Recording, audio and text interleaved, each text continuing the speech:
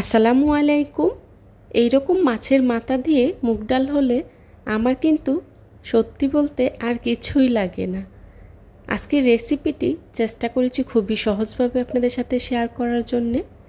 আশা করছি আমার আজকের এই রেসিপিটি আপনাদের কাছে খুবই ভালো লাগবে। ভালো লাগলে আমার পুরো ভিডিও জুড়ে আমার পাশে থাকবেন প্লিজ।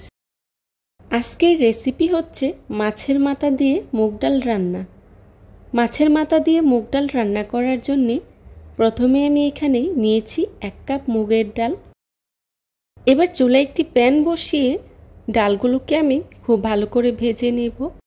মুগ ডাল প্রথমেই আপনারা কখনো ধুতে যাবেন না, কারণ ধোয়ার পরে যদি আপনারা ভাজতে যান এর টেস্টটা কিন্তু একদমই ভালো আসে না। এর সাথেই দিয়ে দিচ্ছি তেজপাতা একটি, এতে করে খুব সুন্দর একটা গন্ধ আসে। ভাজতে ভাজতে ডালটা যখন হালকা লাল হয়ে আসবে তখনই চুলা থেকে নামিয়ে নিতে হবে।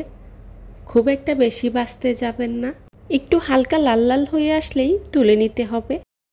আমার ডালটা ভাজা হয়ে গিয়েছে, এখন একটি বাটিতে ঢেলে নিচ্ছি। ঠান্ডা পানি দিয়ে ডালটাকে একবারই খুব ভালো করে ধুয়ে নিতে হবে, বারবার ধুতে যাবেন না, এতে করে ডালের যে ভাজা গন্ধটা আছে সেটা নষ্ট হয়ে যাবে। তাই একবারেই খুব ভালো করে ধুয়ে নিতে হবে। ডালটাকে আমি খুব ভালো করে ধুয়ে নিয়েছি, এবার বয়েল করে নেব। তার আগে চলুন মাছের মাথাগুলোকে আমরা ম্যারিনেট করে নেই। এখানে আমি বড় সাইজের 4টি রুই মাছের মাথা নিয়েছি, আর একটি মাথাকে আমি 2 ভাগ করে কেটে নিয়েছি। মাথাগুলোকে আমি খুব ভালো করে ধুয়ে পরিষ্কার করে নিয়েছি।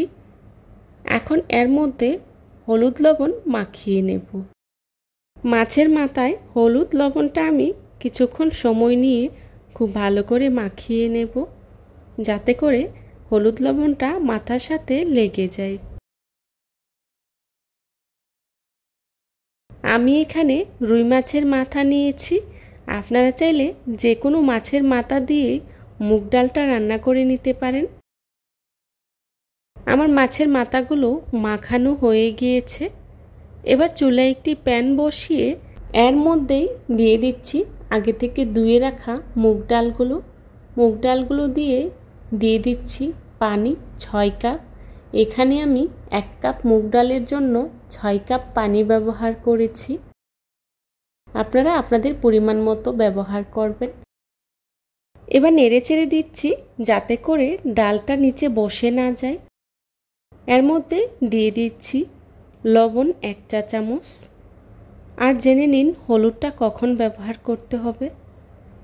ডালটা যখন বলক আসবে, উপরে যখন ফেনাটা বেশি উঠবে, তখন কিন্তু ফেনাটা ফেলে দিতে হবে।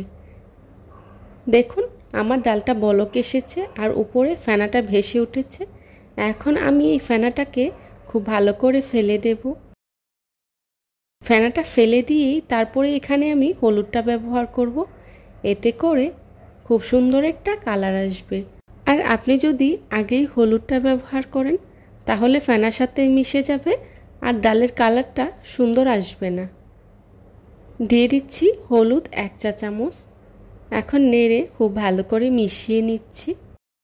এবার ডালটাকে আমি 80% মতো সিদ্ধ করে নেব, বাকি 20% মাছের মাথার সাথেই সিদ্ধ হয়ে যাবে। আমার ডালটা 80% মতো সিদ্ধ হয়ে গিয়েছে, এখন চুলা থেকে নামিয়ে নেব। এবার চুলায় অন্য একটি প্যান বসিয়ে এর মধ্যে দিয়ে দিচ্ছি রান্না করার রেগুলার তেল 1/3 কাপ। আপনারা চাইলে সরিষার তেলটাও ব্যবহার করতে পারেন। তেলটা হালকা গরম হয়ে আসলে এর মধ্যেই দিয়ে দিচ্ছি মাছের মাথাগুলো। মাছের মাথাগুলো দিয়ে আমি উল্টে পাল্টে খুব ভালো করে ভেজে নেব। এক পাশ হয়ে গিয়েছে, এখন উল্টে দিচ্ছি। আমার মাছের মাথাগুলো খুব ভালো করে ভেজে নিয়েছি। দেখতেই পাচ্ছেন মাছের মাথাগুলোকে আমি কি পরিমাণে ভেজে নিয়েছি। এবার চুলা থেকে নামিয়ে নেব।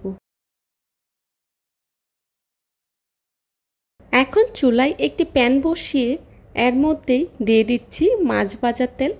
মাছ ভাজা তেলটা দিয়ে আমি রান্নাটা করে নেব, কারণ মাছ ভাজা তেলে রান্না করলে খেতে খুবই ভালো লাগে।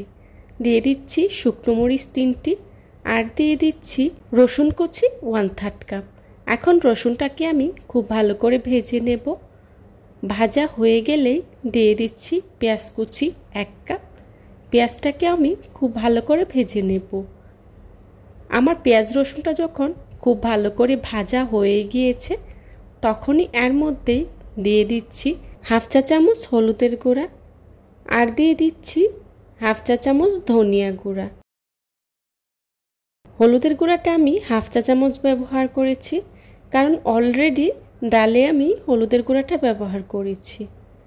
এখন মশলার সাথে খুব ভালো করে ভেজে নেব। দিয়ে দিচ্ছি কাঁচামরিচ কুচি। ঝালের জন্য এখানে আমি কাঁচামরিচ কুচিটা দিয়েছি। দিয়ে দিচ্ছি টমেটো কুচি, বড় সাইজের একটি। টমেটোটা ব্যবহার করার চেষ্টা করবেন, এতে করে ডালে খুব সুন্দর একটা কালার আসে। এখন আমি সবগুলো মশলাকে খুব ভালো করে ভেজে নেব। মশলাটা আমার খুব ভালো করে ভেজে নেওয়া হয়ে গিয়েছে। দিয়ে দিচ্ছি আগে থেকে ভেজে রাখা মাছের মাথাগুলো। মাছের মাথাগুলো দিয়ে মশলার সাথে কিছুক্ষণ কষিয়ে নেব। মাছের মাথাগুলোকে আমি মশলার সাথে খুব ভালো করে মিশিয়ে নিচ্ছি। আর মেশানো হয়ে গেলে বেশ কিছুক্ষণ সময় নিয়ে মাছের মাথাগুলোকে মশলার সাথে কষিয়ে নেব। মাছের মাথাগুলোকে আমি খুব ভালো করে কষিয়ে নিয়েছি। এখন আগে থেকে সিদ্ধ করে রাখা ডালটা আমি এর মধ্যেই ঢেলে দিচ্ছি।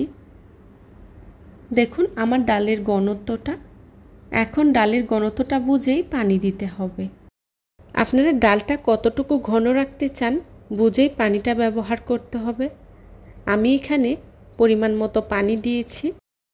এবার চুলা আঁচটা হাইয়ে রেখে খুব ভালো করে ডালটাকে কিছুক্ষণ ফুটিয়ে নিতে হবে। দিয়ে দিচ্ছি কাঁচামরিচ কয়েকটি। আমার ডালটা প্রায় হয়ে গিয়েছে, পানিটা অনেকটাই কমে এসেছে। এখন এর মধ্যেই দিয়ে দিচ্ছি 1/2 চা চামচ গরম মশলা গুঁড়া। গরম মশলা গুঁড়াটা 1/2 চা চামচই ব্যবহার করবেন, বেশি ব্যবহার করা যাবে না, এতে করে অন্যরকম একটা ফ্লেভার আসবে। আর দিয়ে দিচ্ছি ঘি 1 চা চামচ।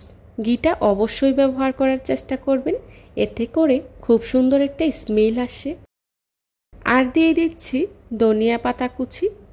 এখন ধনিয়া পাতা কুচিটা খুব ভালো করে মিশিয়ে নিলেই আমাদের ডালটা পারফেক্টলি রেডি। এবার চুলা থেকে নামিয়ে একটি সার্ভিং ডিশে সার্ভ করে নেব। চেষ্টা করেছি খুবই সহজভাবে আজকের এই রেসিপিটি আপনাদের সাথে শেয়ার করার জন্যে। আশা করছি আমার আজকের এই রেসিপিটি আপনাদের কাছে খুবই ভালো লাগবে। ভালো লাগলে লাইক, কমেন্ট, শেয়ার এবং সাবস্ক্রাইব করে পাশে থাকা বেল আইকনটি অন করে দিবেন, যাতে করে আমি ভিডিও ছাড়ার সাথে সাথেই আপনাদের কাছে নোটিফিকেশন পৌঁছে যায়। আপনাদের একটি লাইক এবং একটি কমেন্টস আমাকে নতুন নতুন কন্টেন্ট তৈরি করতে অনেক উৎসাহিত করে। আমি একটি সার্ভিং ডিশে সার্ভ করে নিয়েছি। দেখুন দেখতে কতটা সুন্দর হয়েছে, খেতেও কিন্তু ভীষণ মজার হয়েছিল। বাসায় একবার হলেও ট্রাই করে দেখবেন, তাহলে বুঝতে পারবেন কতটা মজার হয়। এই ধরনের সব ঘরোয়া এবং মজার মজার রেসিপি পেতে আমার চ্যানেলটি ভিজিট করে আসবেন প্লিজ। যারা এতক্ষণ ধৈর্য সহকারে আমার ভিডিওটি দেখেছেন তাদেরকে জানাই অসংখ্য ধন্যবাদ। আমার পরবর্তী রেসিপি দেখার আমন্ত্রণ জানিয়ে আজকের মতো এখানেই বিদায় নিচ্ছি। সবাই ভালো থাকবেন, সুস্থ থাকবেন। আল্লাহ হাফেজ। আসসালামু আলাইকুম।